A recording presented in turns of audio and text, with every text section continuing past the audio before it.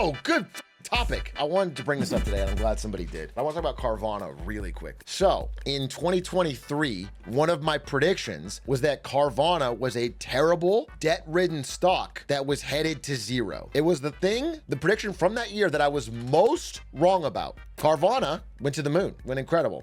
And ever since then, I've said, listen, I was wrong. I've never denied I was dead wrong on it. Doing great. But I've always said, I don't trust it. That's what I've said.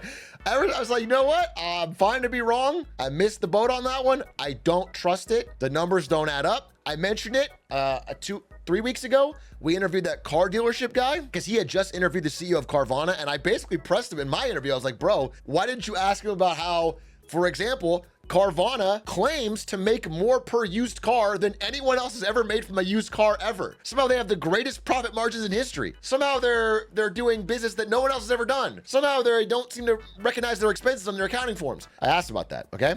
Mentioned that. So this is all verifiable. Go look it up. I've been talking about this. I have many clips talking about Carvana. Well, Hindenburg Research, which is like one of the single greatest short selling firms. Basically what they do is they spend months and months and months doing deep dives on companies to find out if they're secretly fraudulent or bad or not what they say. Then they publish their report and short the company, and they make a little bit of money, close their short out pretty quickly, and that's the thing. And the only way that business model works is if they're reliably correct. They're not always correct. They're not always correct, but they've been reliably above average. Like they've like a 78% or more batting average of being correct, okay? They today published Carvana, a father-son accounting grift for the ages. And it says all this shit I've been saying, bro. Obviously in more in depth, many things I didn't know, but like this is in summary what I've been saying. Like it's very vindicating. I was reading the whole thing today. It talks about how they are consistently hiding, like Enron style, hiding their expenses in like shell corporations, that they've got like a weird semi-fraudulent looking accountant, that there is many family-owned companies tied to this business where they're like pushing all like the bad debt off the books, that they make all of their money from subprime auto loans. So basically finding the worst of the worst borrowers, people that can never afford to pay it back, then loaning them a bunch of money to buy a used car, then putting that on their books as pure profit before it's been paid. Before it's been actually paid, and they have like a 40-something% default rate. People aren't paying this back, but they keep hiding it off the books. So anyway, Hindenburg is not 100% correct. They could be wrong here. Carvana can go to the moon, but this came out today and it's very interesting. Carvana hats win. I can't wait. I can't wait. I will have Carvana hats day one if they fold. Why is this so much 2008 recession? Well, this is not a recession. The 2008 recession was subprime housing lending, which was massive, and all housing lenders in the whole market. And this is a individual company on a small scale committing fraud. This is more like Enron than it is like a 2008. But again, Carvana in the grand scheme of things is not even that big. This is not an impact on a wider level, but it's just a personal company that I have. Again, when I made that list in 2023, I made a list of companies that I thought were all bad. And I didn't do some deep analysis. I went to Seeking Alpha Premium and I sorted companies by like debt to income. And then I looked for companies that had to renew their debt soon in 23 or 24 because they had higher interest rates. And I was like, wow, these companies have a lot of debt and not much income. That's it. And I put them all on the list and like 8 out of 9 went down 90%. And then one of them went to the moon, Carvana. I was like, you know what? I don't trust it. So I'm interested. I was pocket watching. H-Truck, I just got a job at Nvidia and they gave me my $24 million. That's awesome. Yes, I heard. I heard that if 2 people get hired at Nvidia, they give one of them $25 million just for being there. It's awesome. What a company. What a company. Jensen Huang personally hands it to you. And he says, here you go, kid, keep the change. And he drives off in a Lambo. Actually, Jensen Huang very recently said, don't learn to code. Which is funny because a lot of people went into computer science inspired by him. And he recently said, don't learn to code, which was caused a little bit of controversy, a bit of a stir. He's going to be on stage pretty soon. We're going to watch this live. What exactly is the time of this? Nvidia CES keynotes. This is January 6th. Thing is, we might be busy. This is at 6:30 p.m. on January 6th. All right. Well, if we have to move fast, all I'm saying.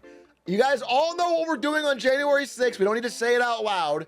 we'll have to move quickly. We'll have to be done and home by dinner so that we can watch Nvidia CEO Jensen Huang reveal the new 50 series cards. In and out is what we might say. Take back what's ours. Yeah, exactly. Stand back and stand by. Well, get your flights though. Here's the thing. Some of you will say stand back and stand by, but then they spend too much time standing back and standing by. They're not proactively getting their flights, getting their hotels, buying riot gear. You know what I'm saying? Getting ready. You need to be don't stand back, almost like active stance, crouch, ready to go.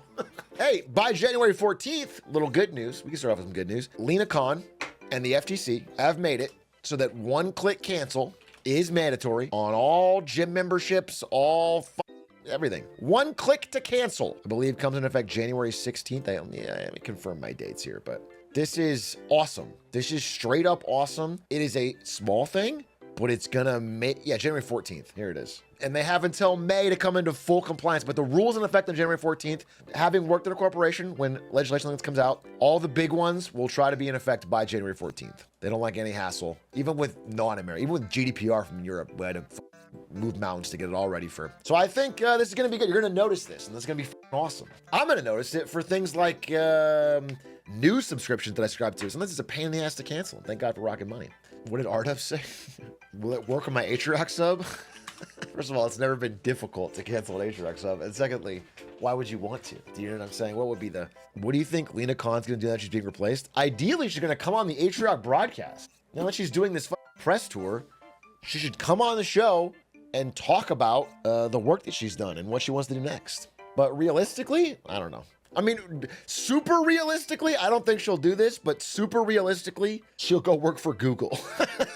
And they'll pay her through the nose to make sure they never get antitrust investigation ever again. If that happens, it'll be a sad day, but that is what would happen normally. She would become a lobbyist or work for big tech, and they would pay her to help know how the FTC works so they don't get antitrust investigation. I have a special video to show everybody in chat from our friends at the ACLU who have created a trailer for the upcoming Big A Awards. The Second Coming, a Big A Awards short story. We are in Europe, okay? We're in Leeds. Bergsy's Burger House. And a dumpster. Okay. Holy shit. What is that? Wait. A crown? The ghost crown? A muffin? A katana? Mouthwashing?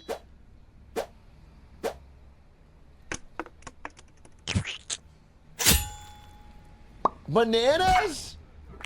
The Grind Set Podcast? Hollow Knight? Why is it all in the trash?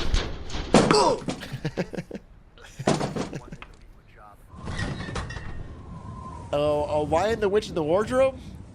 No, a freezer shirt. It's Bergsy! Oh my God, he's been frozen this whole time?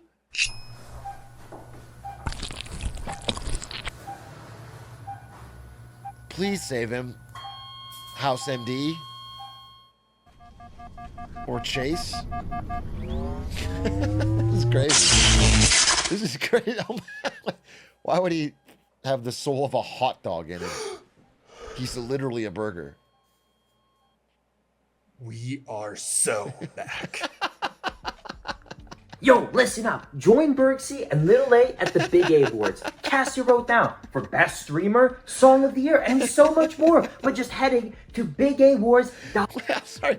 Why do we have a Best Streamer award for the Big A Award? I should win that, right? By default. It's only for this community. Why would I not win Best Streamer? That shouldn't be even, you shouldn't be able to vote on that. It should be, like, I should be Elon Musk style. Vote.bigawards.tv. You can do this right now. You can vote on the best stream of the past year, the best game of the past year, the best IRL stream, most anticipated upcoming stream, the Codathon, Ponzi Scheme Iceberg, Paper Mario Day 25, or the Popathon 2. What if none of these happen? Why did you make a logo for the Ponzi Scheme Iceberg? That's a cool logo. That's a fucking badass logo. Anyway, you can vote on all this stuff. And we're going to have a big award show, and they're going to have some funny skits and stuff, and it'll be great. It's a fun community event. If you've watched any H-Rock content this past year, a YouTube video, clip, whatever, jump in, cast your vote. It'll be a good time. Maybe it'll influence the future. I forgot to record the outro, so I did it on my phone midstream today. Badass. That is badass. That is the Linkus 7 difference.